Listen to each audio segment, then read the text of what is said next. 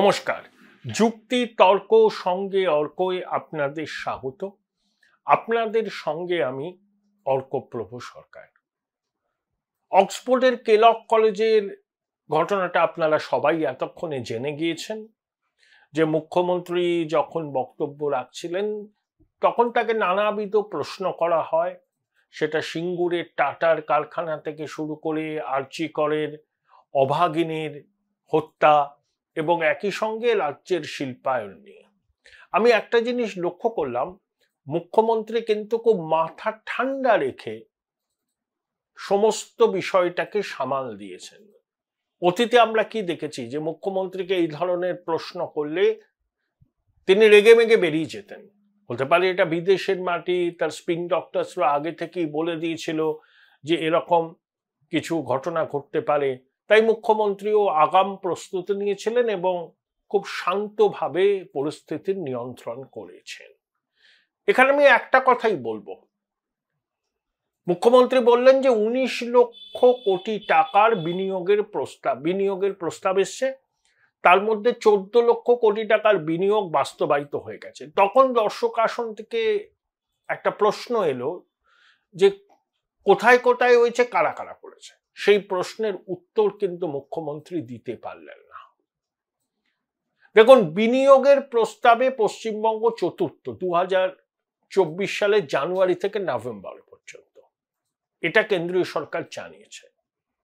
বোধহয় 35,000 কোটি টাকার একটু বেশি বিনিয়োগের প্রস্তাব এসছে, কিন্তু ইমপ্লিমেন্টেশন সেটা কিন্তু প্রস্তাবিত বিনিয়োগের 10% কম। প্রস্তাবে পশ্চিমবঙ্গ দেশের মধ্যে চতুর্থ, কিন্তু রূপায়ণে 14তম। এটা হচ্ছে বাস্তব। আর মুখ্যমন্ত্রী ওখানে গিয়ে বলছেন না সরাসরি বিমান কেন চালু হচ্ছে না, কলকাতা থেকে ছিল তো, ব্রিটিশ এয়ারওয়েজই ছিল, কেন বন্ধ হলো? একটাই কারণ, যে বিজনেস ক্লাসে আসন পূর্ণ হয় না।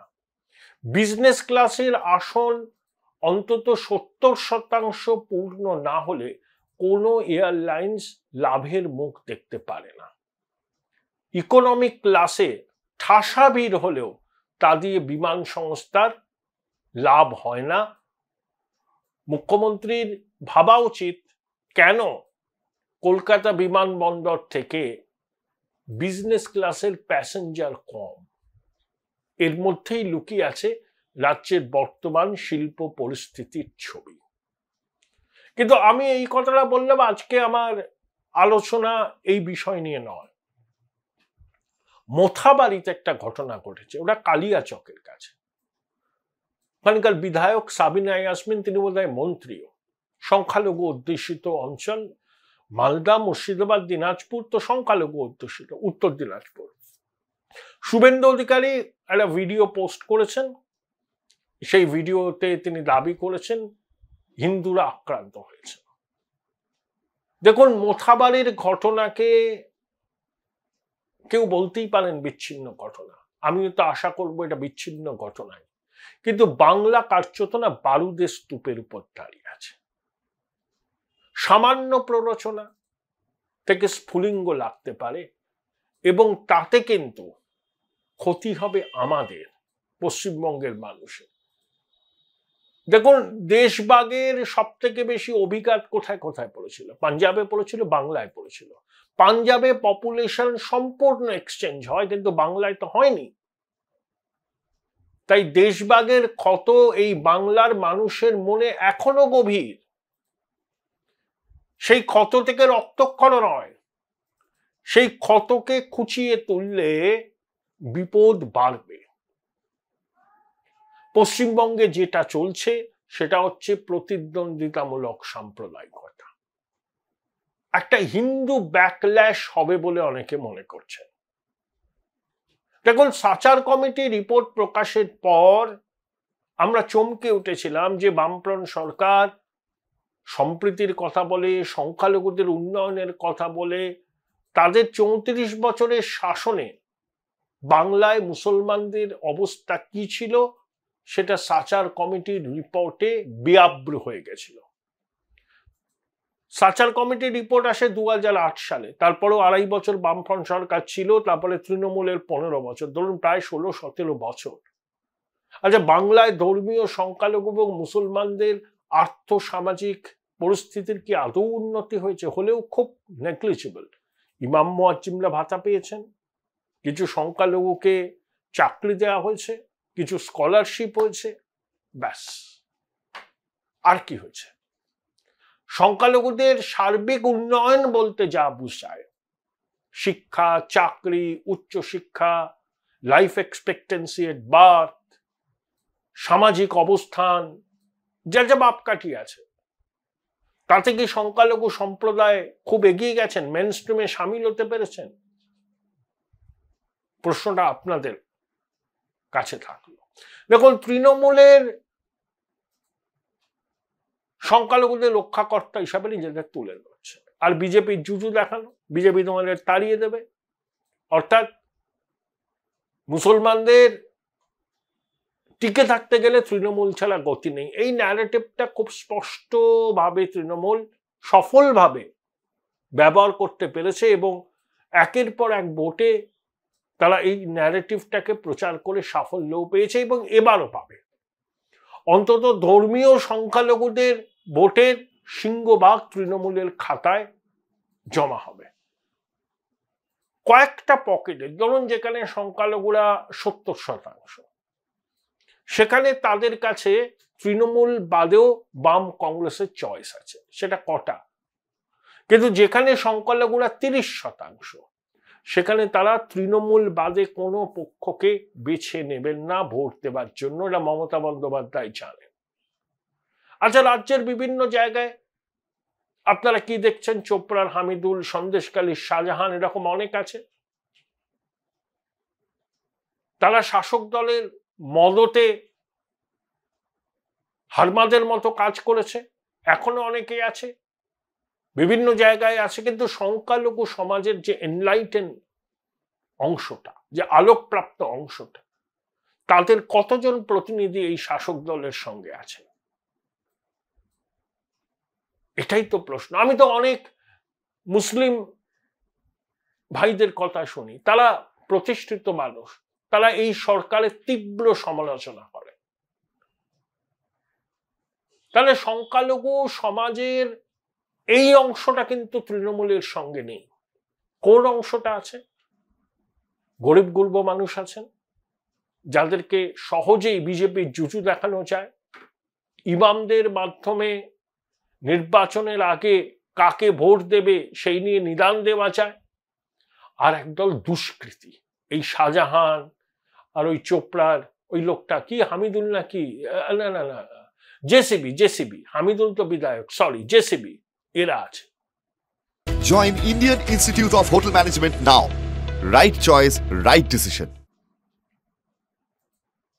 তাহলে স্পষ্ট ভাগ, জেসিবি, শাহজাহান, এরা শাসক দলের প্রত্যক্ষ মদতে তাণ্ডব করেছে। আর মুসলমান সমাজের শিক্ষিত অংশের বেশিরভাগই শাসক দলের সঙ্গে নেই, তারা পরিষ্কার সরকারের সমালোচনা করে। মাসুম আক্তার বলুন, নজরুল ইসলাম বলুন, মিরাতুল নাহার বলুন, আরো অনেকে তো দেখি, এরা আলোকপ্রাপ্ত অংশ। তারা কিন্তু তৃণমূল সরকারের ভাঁওতাবাজিটা ধরে ফেলেছে, যে সংখ্যালঘুদের উন্নয়নে তৃণমূল দেখায় না, তারা নিবেদিত প্রাণ। এটা অনেকে বলেন এটা কুম্ভীর আশ্রু। এই যে প্রেক্ষিত, এই প্রেক্ষিতে হিন্দু ব্যাকল্যাশ তো হবে, হিন্দু কনসলিডেশন তো হবেই, বাংলাদেশের ঘটনা অভিঘাত তো পড়বেই। এবং এই বিষয়টাকে কাজে লাগিয়ে বিজেপি রাস্তায় নেমেছে। রামনবমী জুড়ে মিছিল হবে, এক একটা মিছিলে নাকি 35,000 লোক থাকবে, 100টা মতো মিছিল এভাবে হবে। কোনো অসুবিধা নেই, রামনবমীর মিছিল হতেই পারে, যেন অশান্তি না বাঁধে প্রশাসনকে দেখতে হবে এবং উদ্যোক্তাকেও দেখতে হবে। বিজেপি পরিষ্কার বুঝে গেছে যে মুসলমান ভোট তারা পাবে না, যে ভোটটুকু মুসলমানদের পাবে সেটা এমনিই পাবে, ওই আলোকপ্রাপ্ত অংশের ভোটটা পাবে, পেলেও পেতে পারে, সেটা নেগলিজিবল এই রাজ্যে অন্তত। তাই বিজেপি নির্বাচনে সাফল্যের জন্য হিন্দু মেরুকরণ করতে চাইছে, হিন্দুদের রক্ষাকর্তা। আর মমতা বন্দ্যোপাধ্যায়ও মুসলমানদের মাসিয়া হিসাবে আত্মপ্রকাশ করেছেন। যখন দেখছেন যে হিন্দু ব্যাকল্যাশ হলে শুধু মুসলমান ভোট দিয়ে জেতা যাবে না, তখন তিনি দীঘায় জগন্নাথ মন্দির করছেন। আর ধর্মনিরপেক্ষ দেশের সরকার কখনো কোনো মন্দির তৈরি করে? মন্দির করবে ট্রাস্ট। আরে রাম মন্দিরে তো রাম জন্মভূমি ট্রাস্ট করেছে, প্রধানমন্ত্রী প্রিন্সিপাল সেক্রেটারি নৃপেন্দ্র মিশ্র ছিলেন, কিন্তু সারা বিশ্ব থেকে মানুষ অর্থ দিয়েছেন ওই ট্রাস্টে, ওই ট্রাস্টের টাকায় মন্দির হয়েছে। তা আমাদের জগন্নাথ মন্দিরের জন্য কি এরকম কোনো ট্রাস্ট হয়েছে? জানি না তো। এই শুনলাম ফুলপুরা শরীফের পীরজাদারা বলছেন দীঘায় তো মুসলমানরা অনেকে যায়, ওখানে একটা মসজিদ করে দেব।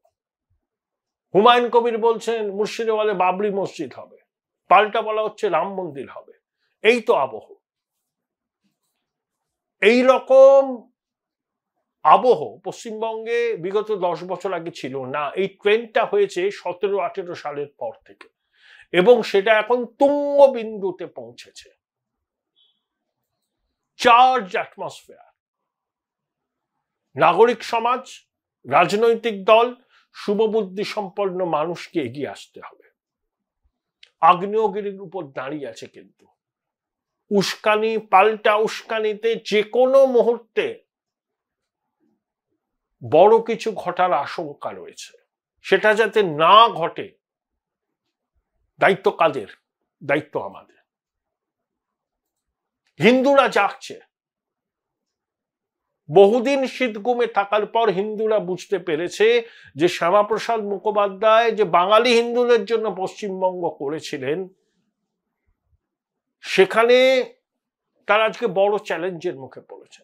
এখনো তারা জোট না বাঁধলে আগামী দিনে তারা নিজ ভূমি পরবাসী হতে পারেন।